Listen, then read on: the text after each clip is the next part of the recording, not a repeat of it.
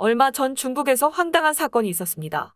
황당한 사건을 겪은 이들은 하나같이 너무 어처구니가 없다, 말이 안 된다, 거짓말을 하는 것 같다며 어이없어 하거나 속상해하며 분노했습니다. 지난 6월 중국 입국 뒤에 코로나 격리시설에 수용된 우리 교민 31명의 여권이 당국자의 관리 소홀로 소각됐다는 소식이 전해졌기 때문입니다. 이를 두고 믿을 수 없다는 반응이 쏟아지고 있습니다. 쓰레기인 줄 알고 태웠다는 얘기가 말도 안 되는 핑계 같았기 때문입니다. 그런데 일각에서는 소각된 거면 차라리 다행이라고 말하는 사람들이 많았습니다. 여권을 도난당한 연예인들의 일화도 상당한데요. 슈퍼주니어의 이특은 방송차 스위스를 방문했다가 여권을 도난당했었다고 합니다. 많은 팬들의 걱정을 샀는데요. 그러나 대사관의 도움으로 무사히 귀국할 수 있었습니다. 귀국 후 대사관에서도 도난의 피해가 심각하기 때문에 늘 여행객분들의 주의가 필요하다고 한다. 스위스 하면 그냥 무조건 안전하겠지 하고 마음을 놓는데 늘 안전과 주의를 해주면 좋을 것 같다고 하셨다고 전하며 도난의 심각성을 얘기했습니다. 배성재 아나운서도 미국 여행 당시 여권 도난 사고를 당했었다고 하는데요. SNS에 심각하게 파손된 차량 사진과 함께 커피 사는 10분 사이 차량 털림, 여권, 지갑, 가방 다 가져감이라며 도난 사고를 당했다고 밝혔습니다. 정말 짧은 시간에 길거리 한복판에서 대범한 사건이 쉽게 일어나고 있는 모습입니다. 여권 도난 사고는 우리가 흔히 선진국이라고 불리는 스위스, 미국 등에서도 빈번하게 일어나고 있는 것을 볼 수 있었습니다.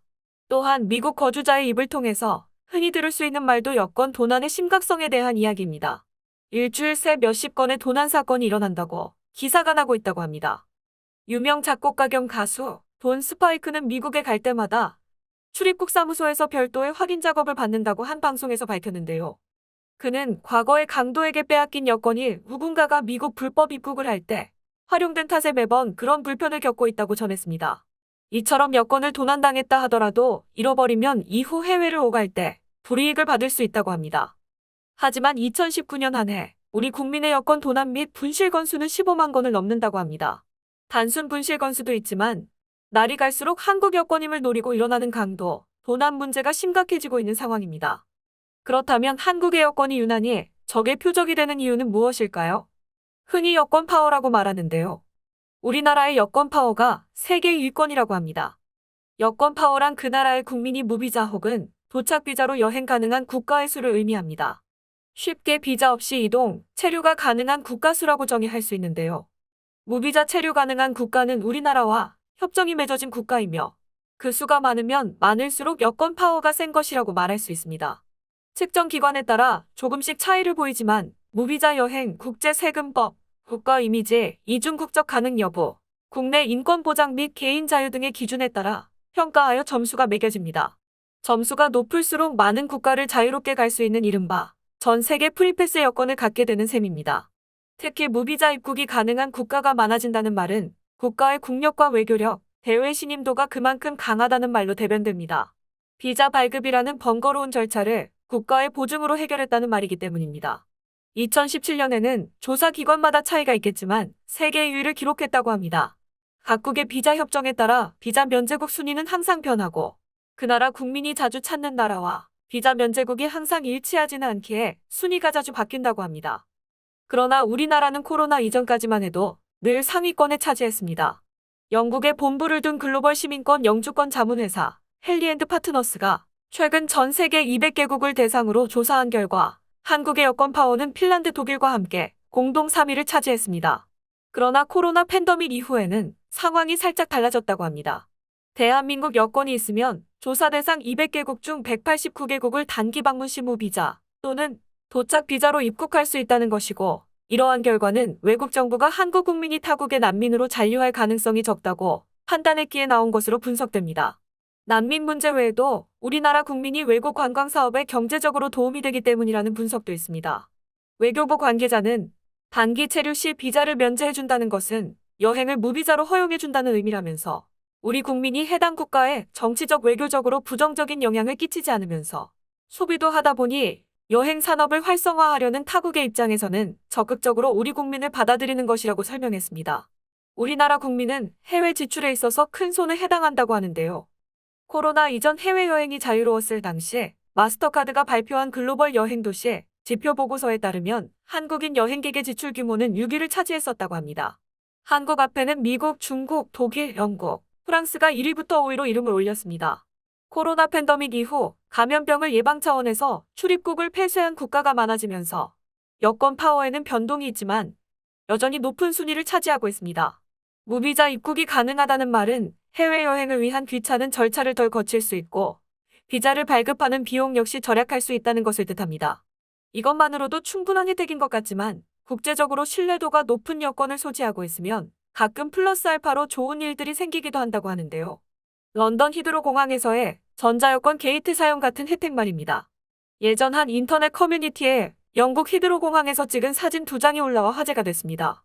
사진 하나는 히드로 공항에서 자동 입국 심사가 가능한 나라의 국기를 알리는 표지판을 찍은 사진이었고, 또 하나는 영국 국민과 함께 입국 심사를 받을 수 있는 나라를 나타내는 표지판을 찍은 사진이었습니다.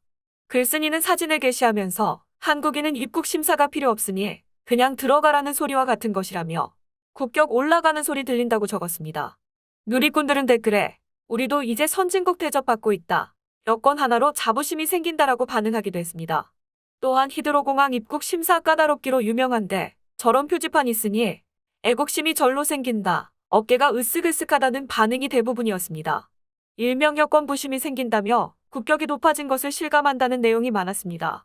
영국의 히드로 공항 외에도 전 세계인들로부터 인기가 많은 관광지이다 보니 관광객이 많아 로마의 피우미치노 공항은 입국 심사가 오래 걸리기로 악명이 높다고 하는데요.